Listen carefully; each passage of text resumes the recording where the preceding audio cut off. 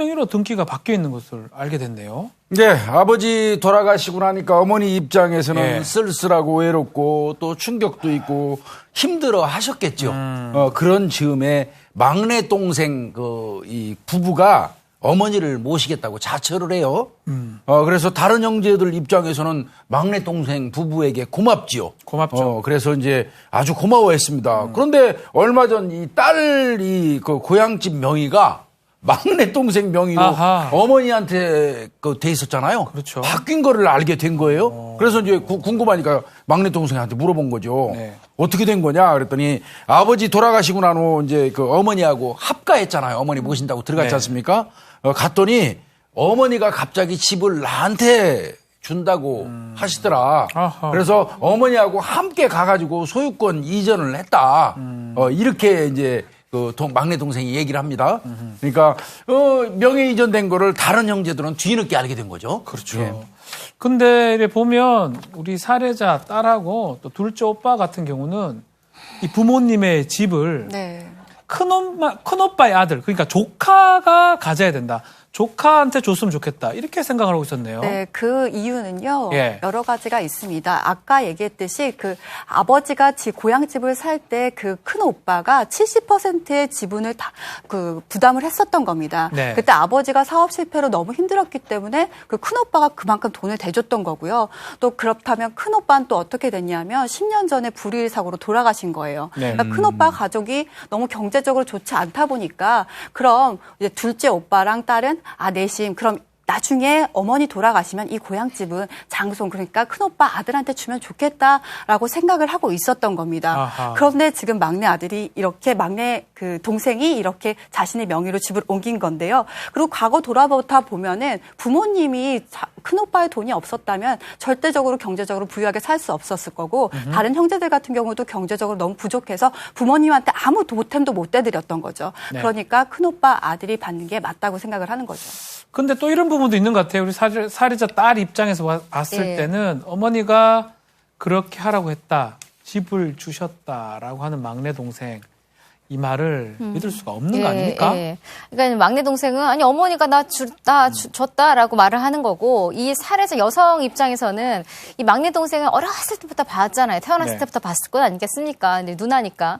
근데 어렸을 때부터 이 동생이 유독 욕심이 많고 특히 돈 욕심이 많았다 그래요. 나이가 들면서는. 그리고 좀 이기적이고 자기만 알고 이러다 보니까 살짝 의심 아닌 의심을 하는 건데 단순히 의심을 하는 게 아니라 어머니가 이제 80대이신데 병원에서 치매 진단까지 받지는 않았습니다만 딸이 보기에는 조금 치매 초기일 정도로 가끔 기억력도 이제 아예 기억 못하는 것도 있고 오락가락 말을 바꿨다 이랬다 하시는 증세도 있고 이러다 보니까 혹시 막내 동생이 그 욕심에 이렇게 거짓말을 하고 재산을 다 챙기려는 것 아닌가 이런 마음. 그리고 또 하나 아까 큰아들이 70%라고 말은 했지만 자식들끼리 보자면 큰오빠가 100% 다 준 거잖아요. 아무도 돈을 10원도 안 줬는데. 그렇죠. 그러니까 이 여동생 입장에서는 큰오빠를 생각하는 마음, 고인이 된 큰오빠, 또 막내 동생의 괘씸함 여러 가지가 동생이 거짓말을 했다라고 지금 현재 믿고 있습니다.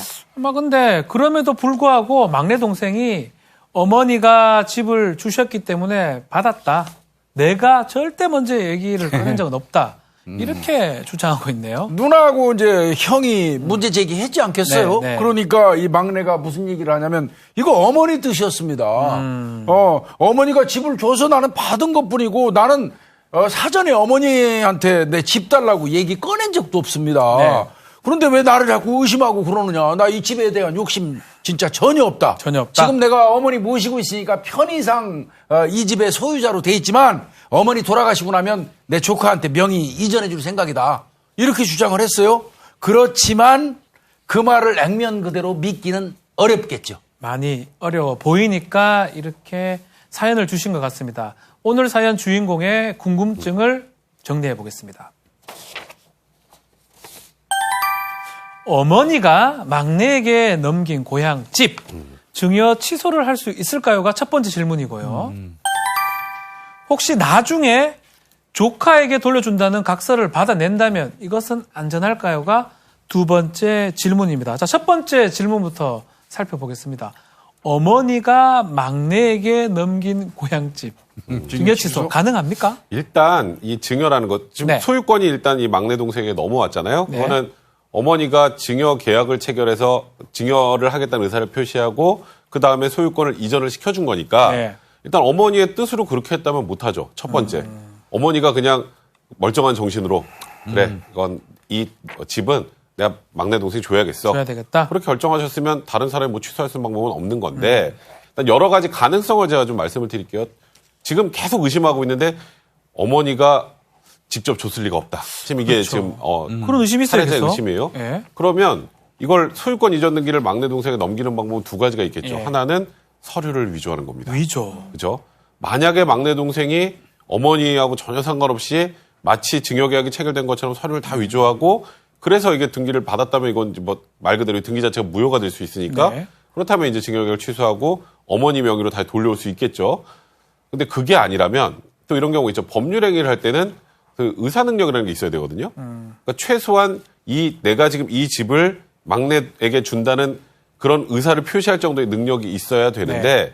지금 일단은 지금 현재까지 나온 자료를 기초로 하면 침해 판정을 받은 거는 아닌 거고 아니고. 뭐 인지 능력이나 이런 것들이 좀 저하된 상황이라고 하는데 사실상 지금 내가 이 집을 막내에게 넘긴다는 이 법률 행위를 뭐 이해할 수 있는 정도의 의사 능력이 없는 상황이라면 그럼 의사 무능력을 이유로 이제 계약을 무효할 수 무효. 있겠습니다만 이건 당연히 이쪽에서 다 입증을 해야 될 문제가 될 거고요. 그런 게 다 입증이 된다고 만약에 가능하다고 한다면 일단 등기가 넘어갔으니까 이 등기가 무효다, 잘못된 것이다 해서 말소등기 청구 소송을 제기를 해서 넘겨오는 방법이 있을 것 같습니다. 근데 현실적으로 쉽진 않습니다. 손수호 변호사는 어떻게 보십니까? 네.